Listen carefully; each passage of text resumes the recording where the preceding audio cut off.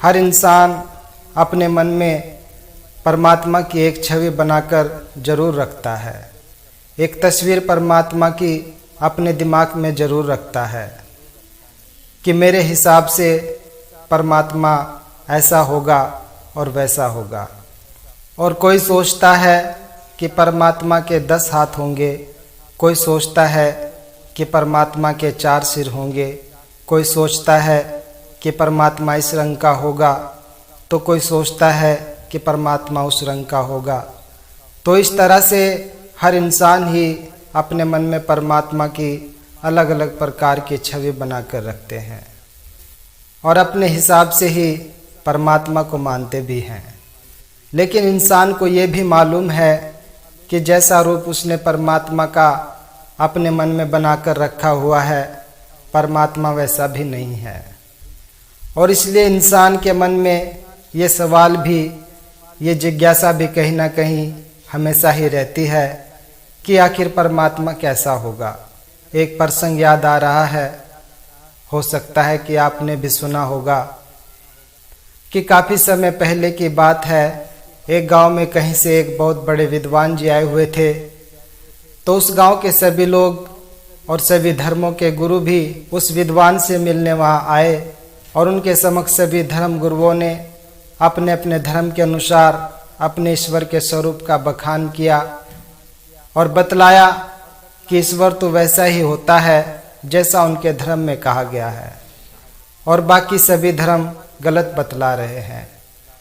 फिर उनकी बातों को सुनकर उस अतिथि विद्वान ने सभी को एक साथ बुलाया और उनसे कहा कि मैं आपको एक कहानी सुनाता हूँ और फिर हो सकता है कि इस कहानी को सुनकर आप समझ जाएंगे कि ईश्वर कैसा दिखाई देता है। और फिर वो उन्हें एक कहानी सुनाते हुए कहते हैं कि किसी गांव में बहुत सारे अंधे व्यक्ति रहते थे और उन्होंने कभी भी हाथी को नहीं देखा था। फिर एक दिन एक महावत उस गांव में अपने साथ एक हाथी लेकर आया और आराम करने के लिए उस गांव के एक बड़े से पेड़ के नीचे ठहर गया और अपने हाथी को भी उसने उसी पेड़ के साथ ही बांध दिया। अब गांव में चारों तरफ हाथी के आने की चर्चा हो रही थी और वहां के अंधे व्यक्ति भी हाथी को देखना चाह रहे थे, पर वो अंधे व्यक्ति हाथी को देख तो नहीं सकते थे, लेकिन फिर भी वो उसको छूकर उसका अनुभव जरूर लेना चाहते थे। इसलिए वो भी वहाँ उस हाथी के पास पहुँच गए और सबसे पहले उनमें से एक बुजुर्ग अंधे व्यक्ति ने उस हाथी की पीठ पर अपना हाथ लगाया तो उसे हाथी एक दीवार की तरह महसूस हुआ। इसके पश्चात दूसरा अंधा व्यक्ति भी हाथी के पास आया और उसने हाथी के कानों को छुआ तो उसे हाथी सूपे के समान प्रतीत हुआ। अब तीसरे अंधे व्यक्ति की बारी आई तो उसने हाथी के सिर को छुआ तो उसके हाथ में हाथी की सूंड आई जो उसे एक कोमल पेड़ के तने के समान प्रतीत हुई।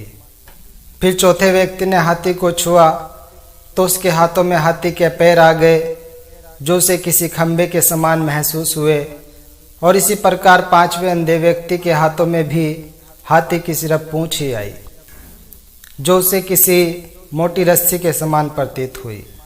अब हाथी को छूने के बाद वो सभी अंधे व्यक्ति अपनी अपनी जगह वापस आ गए और एक दूसरे से अपना अनुभव साझा करने लगे। तो पहला अंधा व्यक्ति बोलता है कि भाई हाथी तो दीवार की तरह होता है। तो उसकी बात सुनकर दूसरा अंधा व्यक्ति कहता है कि नहीं नहीं भाई, हाथी तो सूपे की तरह होता है। तीसरा अंधा व्यक्ति बोला कि हाथी ना तो दीवार की तरह ही होता है और ना ही सूपे की तरह होता है, बल्कि हाथी तो एक कोमल पेड़ के तने के समान होता है। फिर तीसरे व्यक्ति की बात सुनकर चौथा व्यक्ति बोलता है कि नहीं, तुम सब गलत बोल रहे हो, क्योंकि हाथी तो खंबे के समान सीधा होता है। और अंत में पांचवा व्यक्ति कहता है कि आप लोगों को तो कुछ भी नहीं मालूम है, हाथी तो बस एक मोटी रस्सी के जैसा ही होता है। इस तरह उन पांचों अंधे व्यक्तियों में आपस में बहस होने लगती है, क्योंकि उन सभी को लगता है कि वो ही सही है और बाकी सब लोग गलत हैं। और इस तरह धीरे धीरे उन सब की बहस ने एक आपसी झगड़े का रूप ले लिया। और जब वो पांचों अंधे व्यक्ति इसी तरह आपस में लड़ रहे थे तो तभी वहाँ से एक विद्वान व्यक्ति गुजर रहा था। तो उसने उन सभी अंधे व्यक्तियों से उनके झगड़ने का कारण पूछा। फिर सभी अंधों ने अपने अपने कारण बताए।